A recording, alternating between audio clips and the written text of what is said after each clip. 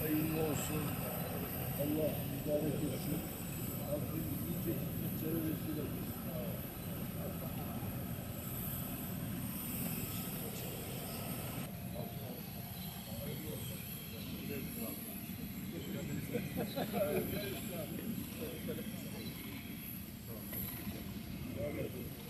Genel Bahçeli Ersay.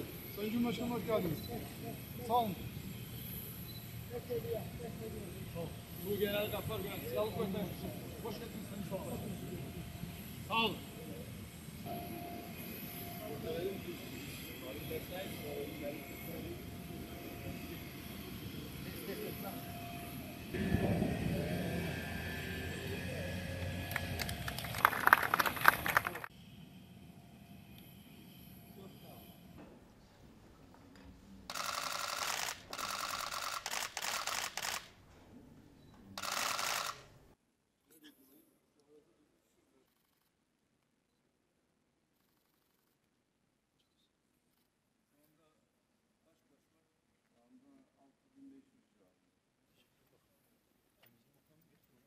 Hoş geldiniz.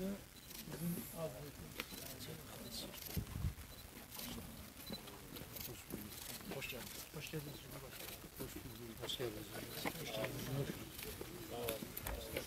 Altı olacak, ikisi açık. Yok, bütün demeli 17 tünel olacak. Bu yolda. Lahiyede, bu yolda.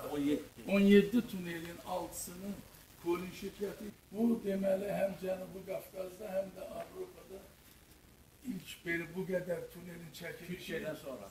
Orada daha çok. Türkiye'de uzunluğu 14 Zıgana tüneli var, 14 kilometre. Götürüyor, burada tüneller gösterir. Bu havalimanıdır. Havalimanına daxil olan tünellerdir. Burada şehrin merkezinden havalimanına daxil olan Laçın şehrine gedilen yol 32 kilometre misaldır.